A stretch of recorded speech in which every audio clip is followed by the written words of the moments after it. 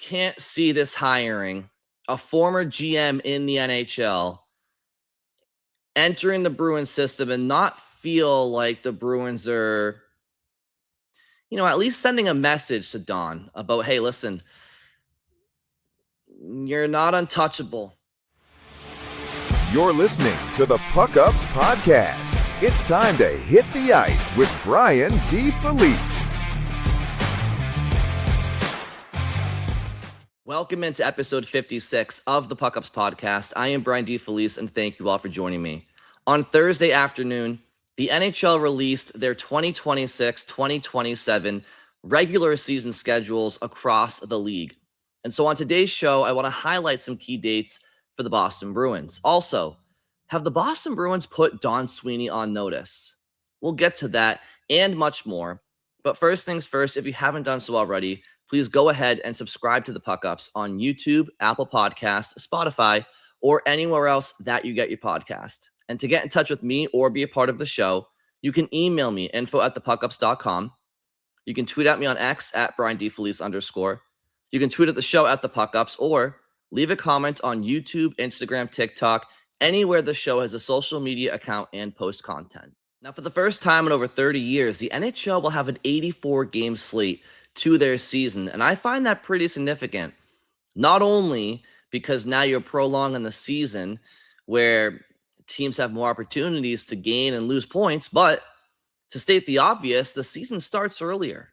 And I think that puts a higher emphasis on having a more efficient and strong preseason and training camp.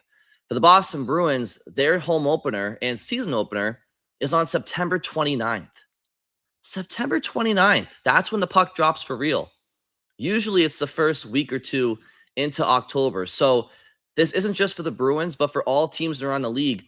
You have to come out strong. You have to hit the ground running, because if you don't and you stumble out of the gates, well, listen, you sure as hell can't make the playoffs in October. But if you stumble through October and that bleeds into November, it can be a real uphill battle in a league that has a ton of parity. So keeping it to the Bruins, their past two seasons have been polar opposite training camps. In 24-25 under Jim Montgomery, it wasn't a great training camp for the Bruins. I saw it with my own eyes. It was lackluster. It lacked intensity, and it was kind of just going through the motions. Brad Marchand was coming off of multiple offseason surgeries. David Pastrnak, I'm pretty sure, was dealing with some offseason injuries. Elias Lindholm injured his back training during his first summer as a Bruin. Nikita Zadorov was in town for the first time as a Bruin. Jeremy Swayman was in a contract holdout, and there was some hysteria with Bruins management in the media about that, and that was definitely a big distraction. And for whatever reason or reasons, the Bruins just were not ready to go at the drop of the puck. Fast forward to the 25-26 training camp under head coach Marco Sturm, and it was a much different story. That Bruins team was focused and ready to prove people wrong in the upcoming season, and it was intense, and it was pretty sharp.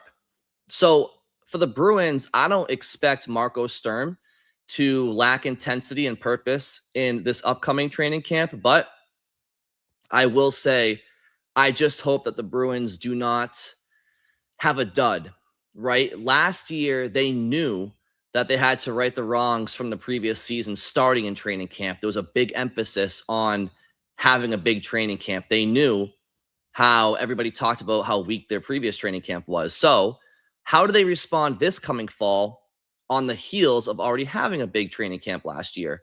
Can they stay consistent? I have no doubts that it'll be a good camp, but for the Bruins and everybody else around the league, they have to, because it's only a 13, 14-day training camp in total with only 4 games.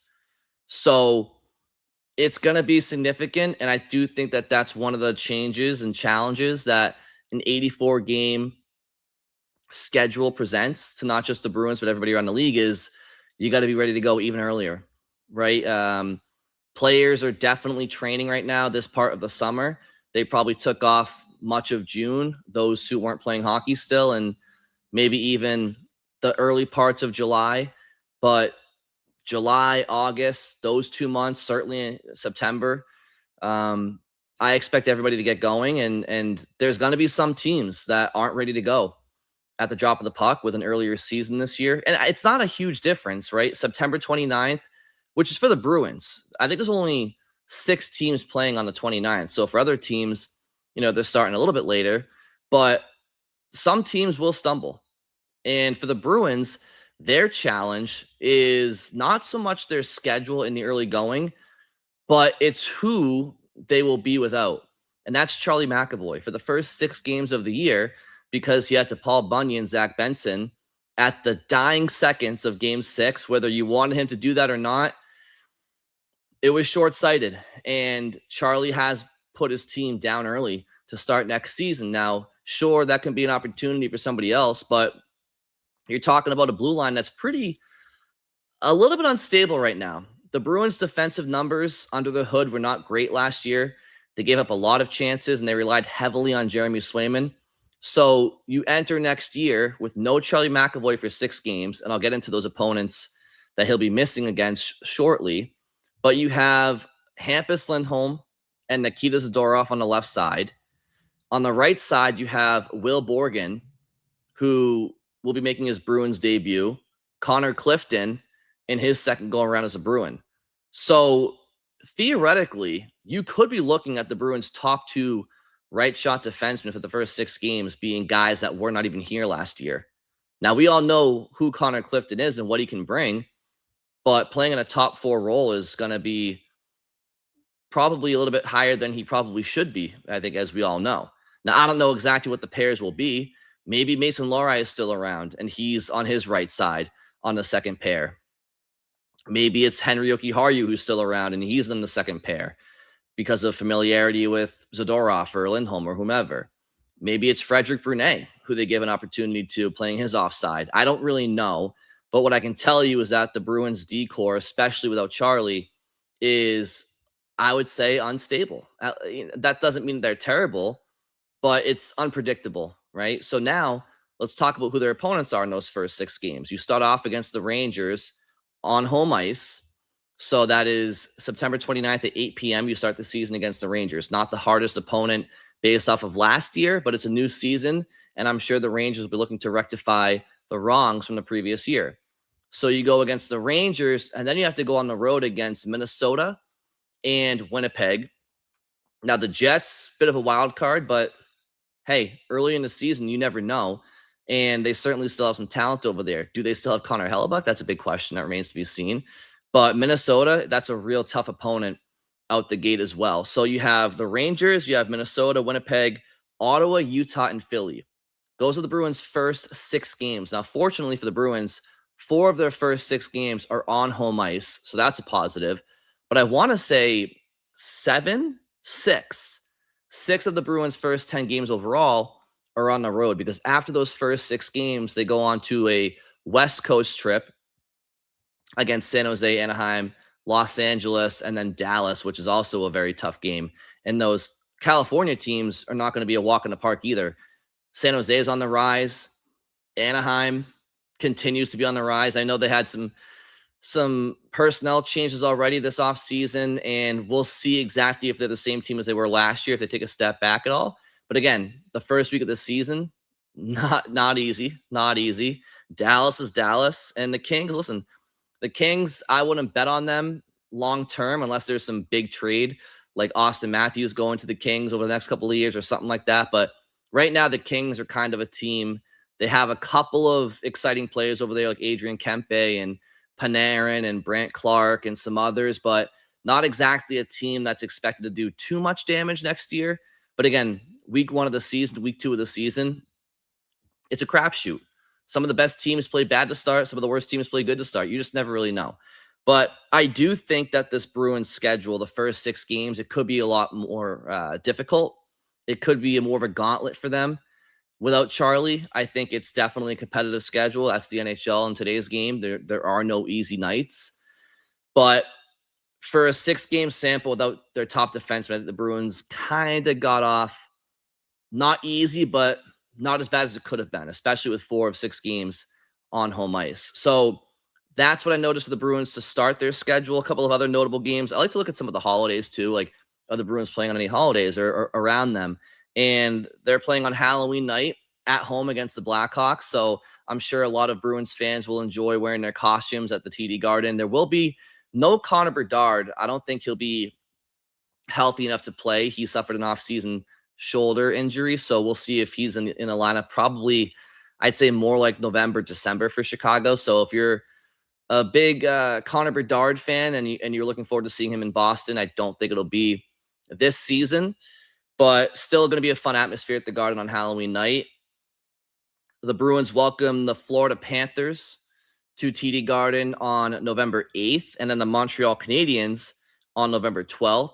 So that's a pretty good good competition, some entertaining divisional matchups on home ice if you're looking to attend some games. Black Friday, the day after Thanksgiving, the Bruins are playing the Maple Leafs at 1 p.m. at TD Garden. December 1st, the Bruins are playing the Colorado Avalanche. This is one that you're going to want to mark, and if you can get there in person, I don't think you'd be disappointed. It's the night that the Bruins are going to raise Patrice Bergeron's number to the Garden rafters. And just a little tidbit, I noticed this right away when I saw it was Ty Anderson who tweeted out first that it was Colorado the Bruins were going to raise the banner against. And the first thing that came to my mind is that it has to be a tip of the cap to Bergeron's roots. Obviously, the Colorado Avalanche were previously known as the Quebec Nordiques, and Bergeron was a Nordiques fan growing up, being from Quebec City. So I think that's a pretty cool little detail there. But when that ceremony ends, it's going to be a hard game for the Boston Bruins against the Avs. So that's a fun game to keep in mind. New Year's Day, the Bruins play the Blackhawks in Chicago. And then one other day I wanted to mention too is February 25th. The Washington Capitals are coming to TD Garden, and that could be the last time Alex Ovechkin, as long as he's in the lineup, plays a game on Garden ice, because this could be his final year. So barring a playoff matchup against the Capitals at some point this year, I think that could be the last time to see Alex Ovechkin in Boston. Again, that's February 25th when the Capitals visit TD Garden. And then one other note I wanted to mention too about the Bruins schedule is 9 of their last 10 games are against division opponents. And to me, that's notable because there's a really good chance that the Atlantic Division is very tight and possibly down to the wire for teams battling for playoff positions or jockeying for first round positions, right? And is it possible that the Atlantic ends up being top heavy and the top 3 teams are locked in to a playoff spot well before this time happens, and some other teams are maybe sellers at deadlines and are kind of just counting out the rest of the season? Maybe in that situation, maybe you're having some players resting, teams are resting guys, and maybe these 9 out of 10 games being against divisional opponents is kind of not that big of a deal, not that significant. However, it could be the complete other way around. As I said, it could be a very, very tight playoff race. The Atlantic sent 5 teams to the playoffs last year. Would anybody be surprised if they did that again? Is the Metro has the Stanley Cup champions in the Carolina Hurricanes. But beyond Carolina, I like what Washington did a lot this past offseason, or this offseason. They missed the playoffs this past season, so you kind of have to see them bounce back. And if it is Ovechkin's final year, could that turn into a bit of a distraction? Like, who knows? Or maybe it's a motivational season for the Capitals. But I like Washington in the Metro. I like, obviously, Carolina. And then, pick a team for the other spot. I mean, maybe Columbus, maybe the Rangers, maybe the Islanders, maybe the Devils. The Flyers obviously made the playoffs last year, so did Pittsburgh. So don't count those teams out. I'd probably say off the top of my head, I'd be surprised if it wasn't Carolina, Philly, and Washington as the 3 teams out in the Metro. But maybe somebody else thinks in there. Maybe they send four teams to the playoffs. Either way, right? Back to the Atlantic, it could be a gauntlet, and you could be seeing 5 teams from the Atlantic go to the playoffs, or at least battling for it towards the end of the year. So I've never seen the Bruins play 9 of their final 10 games against divisional opponents. That's crazy. And that's not just an 84 game schedule thing, because if it was an 82 game schedule, I still feel like it would have been a similar circumstance. So those are some key dates on the Bruins schedule that came to my mind. Are there any games in particular that you're all looking forward to? What are some thoughts that you have on the 84 game schedule? Do you like the 84 game schedule? I know it's been, as I said, over 30 years or so. I think it was since 1993, 93, 94, I think was the last time the NHL had 84 game schedule. So some of you may be alive to remember that for sure. Others might be too young to remember that far back, or weren't alive that far back. So just depends how old you are. But do you like 84 games, 82? I mean, I don't really have an issue with more hockey. Obviously, there's a possibility of players getting hurt now. I'm sure there'll be some teams whose top players or important players maybe get hurt in the final couple of games of the year, where their fans would sit there and say, this would have never happened last year with 82 games. This is bullshit. But then insert the rest of your top players argument, which, spoiler, that's going to come up later on in this episode in the what if segment that I'm going to do today. But that's all I have on the schedule for right now. And it's not anything crazy, but it is some current event news that we could talk about regarding the Bruins and the NHL right now in the heat of the summer. Now, earlier this week, and since we last spoke, the Bruins actually did announce a series of front office hires worth going over. And I mentioned off the top in this episode, there's one in particular that has me wondering if the Bruins are putting Don Sweeney on notice. Kevyn Adams, former general manager of the Buffalo Sabres from 2020 to 2025, has been hired as a senior advisor to the general manager. Now, as Dwight Schrute would call that, the assistant senior advisor to the general manager. Now, again, I'm curious. I don't think that this hire is meant to put the fear of God into Don Sweeney or to threaten him. I think they're trying to promote a good working relationship between Sweeney and Kevyn Adams. However, you can't see this hiring a former GM in the NHL entering the Bruins system and not feel like the Bruins are, at least sending a message to Don about, hey, listen, you're not untouchable, right? You're not untouchable, and we are going to hold you accountable. And I bet that this is a bit uncomfortable for Cam Neely, because Neely, he's good buddies with Sweeney. I think that the day that Don Sweeney has moved on from as Bruins GM, it's not going to be an easy day personally on Neely and probably not even the Jacobs. They know it's a business, but that's the problem when you work with your buddies, is one day, especially in this industry, it's not going to last. And when that happens, somebody has to play bad cop and good cop. And in any event, I just don't think it's a day that Cam Neely's looking forward to. And truthfully told, he's probably hoping it doesn't come to this. But to me, the hiring of Kevyn Adams is definitely a bit of an insurance policy for the Bruins going forward if Don Sweeney doesn't press the right buttons. And I want to hear from Don Sweeney a couple of weeks back after the draft. This is after day one of the draft, after the Bruins had traded for J.J. Peterka and not used their first-round pick. Actually, they traded it. And he was asked about the rumor of the Bruins hiring Kevyn Adams. And I find this interesting because at the time, we didn't know what the role was, right? I thought it might be an assistant general manager role he was ultimately going to carry. And Evan Gold, who was the Bruins assistant general manager and general manager of the Providence Bruins, is no longer with the organization. So right now, as I speak, the Bruins are without a Providence Bruins head coach, at least one that they've named publicly. They're also without an assistant GM/GM of the Providence Bruins. Now, Kevyn Adams being named senior advisor to the general manager, to me, that's not assistant GM. That's not how I take that. So it's interesting now, knowing what his role and title is, to hear Sweeney talk about the impending nature of Adams joining the Bruins organization. There's a report that Kevin Adams is joining the front office. Is that correct? And did he have any input on the Peterka trade? To be determined in terms of who's coming on. Is Kevin a resource at this particular time? I would label it yes.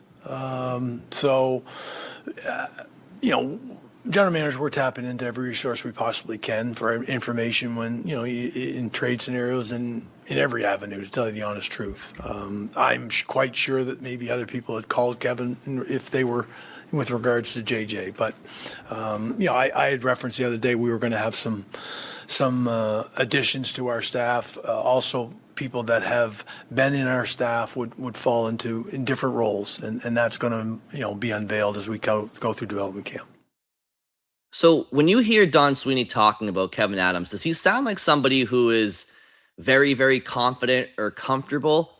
Or does he sound like somebody who is talking about a guy that wasn't entirely all his hiring? Because I don't think Kevin Adams was a Don Sweeney hire. I think that was a Cam Neely hire. And again, I think there's a big distinction between an assistant GM like Evan Gold, who doesn't have GMing experience as a head GM at the NHL level, being underneath Don Sweeney. I don't think Don Sweeney feels threatened or felt threatened by Evan Gold's presence. I do think he feels threatened behind closed doors, right? In private conversations with himself or with his loved ones. Like, I think that Kevin's definitely a guy that can do my job. And it doesn't mean that they're not friends or not buddies or that he's not looking forward to working with him. But if you're not sizing up the competition, are you even a human? Like we're all competitive people, whether it be in sport, at work, just people are competitive. So I don't think Don Sweeney is naive enough to think that Adams is just there to make his life easier. I do think that Don is understanding here. Okay, I gotta put up or shut up here because I got 2 years left of my deal. And if I don't make stuff happen here and move us into contender status sooner rather than later, then there's a guy right over my shoulder who right now is posing and acting as a friend and a confidant and a senior advisor to me.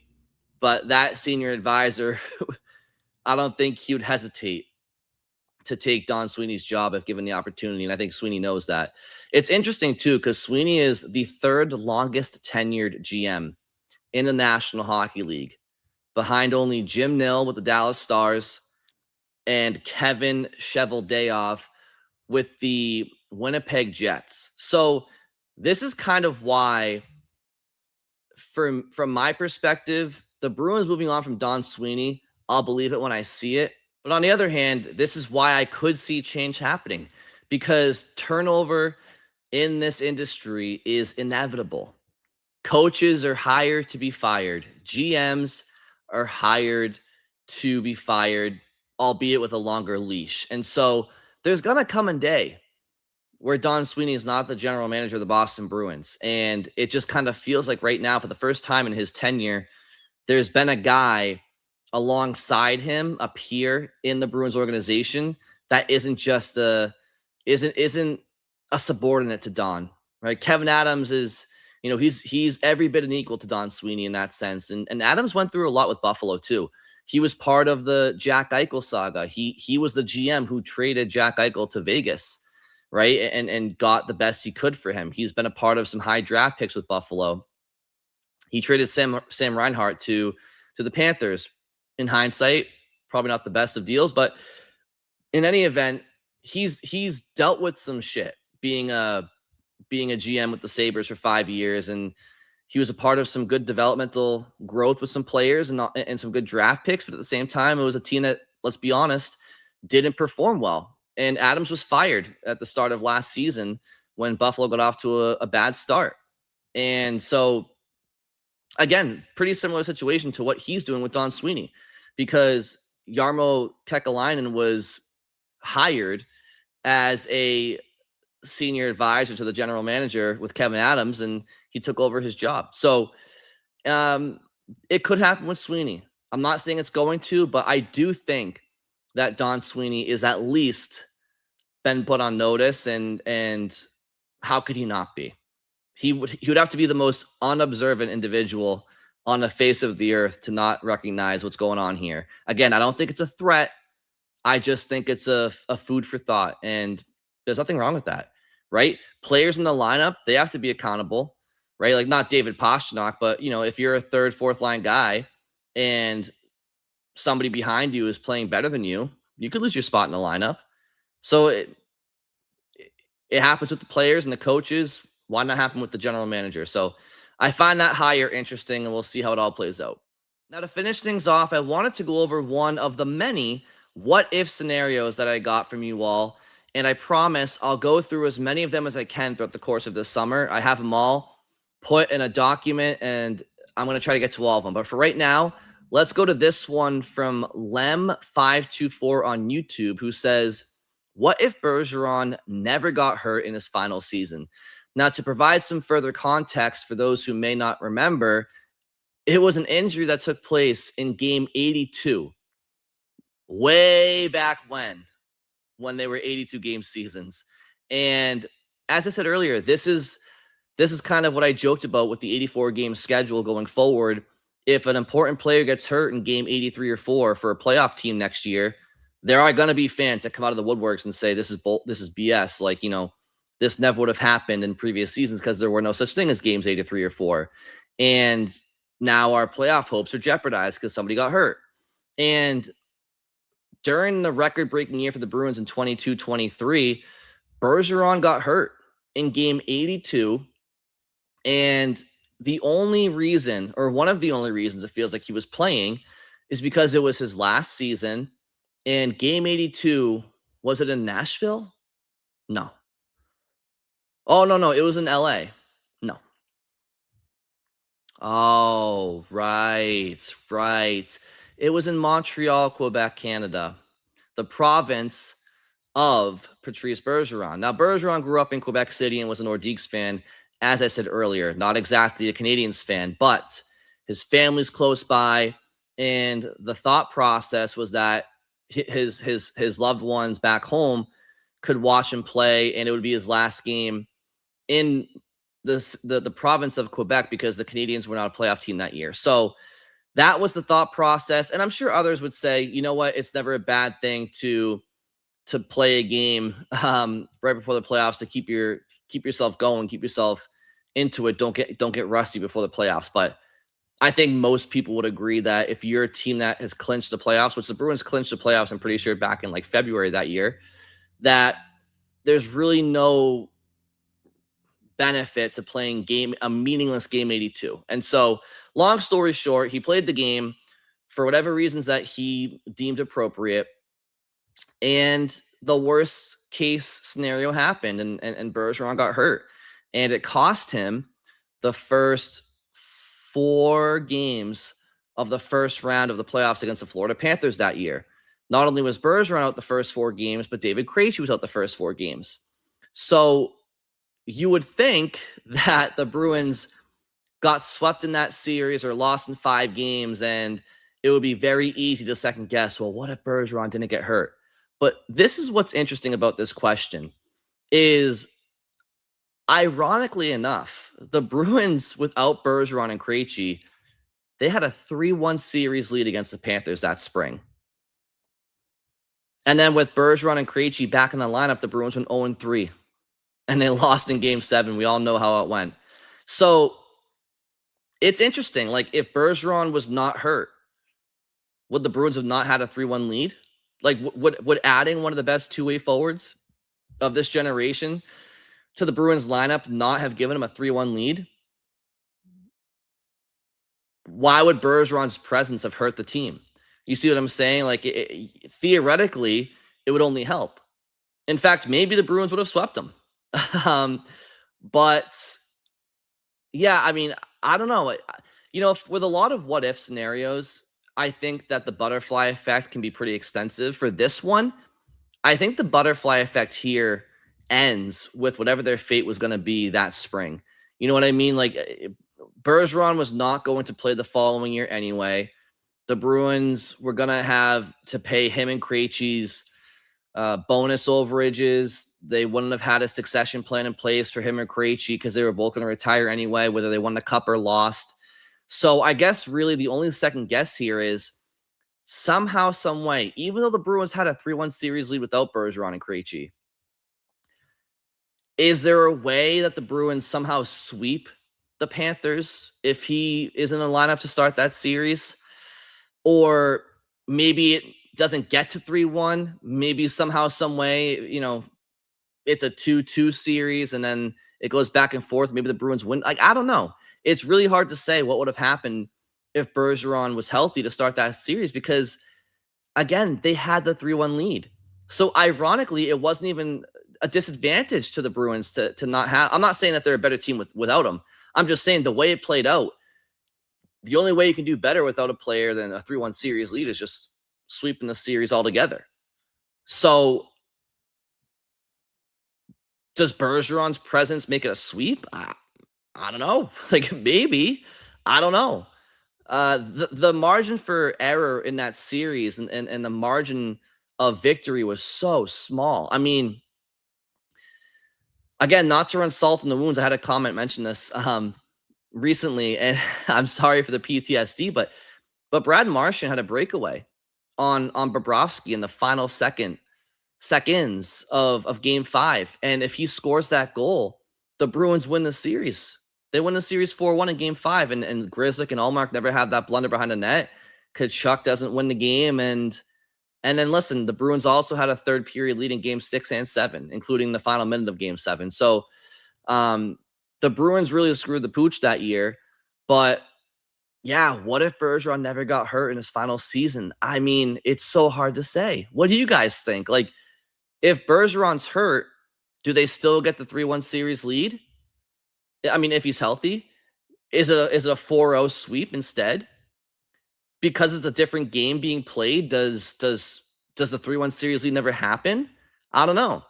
Does Bergeron wear on Barkov more in that series? Does Barkov become less effective? Barkov wasn't that effective until later in the series. So I guess I'm going to say right now, if Bergeron didn't get hurt, do the Bruins still beat the Panthers? Do the Bruins beat the Panthers in that round? This is hard. What do you guys think? This is tough because, not to sound like I'm repeating myself, but they got him back in the lineup with a 3-1 series lead. They had 3 chances to ice that series with him in it. So I don't know. I'm not gonna disrespect the Panthers. I'm gonna say Florida still finds a way to win that series because it's hard to imagine why they wouldn't win. They still have to come back from a 3-1 deficit. So unless Bergeron was healthy from the start, and instead of a 3-1 series lead, it was a sweep. But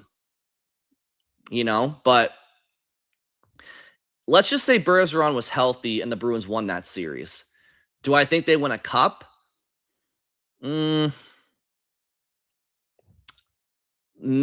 think there would have been a lot less pressure on the Bruins. I think that spring, the biggest problem the Bruins had was the pressure of being a record-breaking team in the first round. And that team, they had some injuries near the trade deadline that allowed the Bruins to have some salary cap circumvention, and they put some guys on IR and stuff, and then they brought in the guys at the deadline, like the Tyler Bertuzzi and Hathaway and Orlov, and they were in the lineup while other guys weren't, like DeBrusk and Taylor Hall and Nick Foligno. Those guys were kind of out injured a little bit still, and then Bergeron and Krejci got hurt towards the end of the year, and so the Bruins didn't even have their full arsenal of players due to being on IR, due to being hurt or whatever, because until the playoffs, you had to be cap compliant. And then once the playoffs happen, it's kind of all bets are off in terms of who you have as rostered. So the Bruins didn't ice a lineup with Tyler Bertuzzi and Garnet Hathaway and Dmitry Orlov and Nick Foligno and Taylor Hall and Bergeron and Krejci and DeBrusk all on the same ice together until like the middle of that Panthers series. And by that point, you have no time for chemistry. So that team was a collection of talent, not a collection of chemistry. I can promise you that. But in any event, had they got through Florida, I think the pressure would have then been off a little bit more.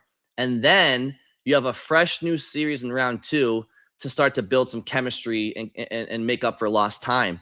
And I do think the Bruins would have found a way to – who did Florida beat in round 2 that year? It was Toronto.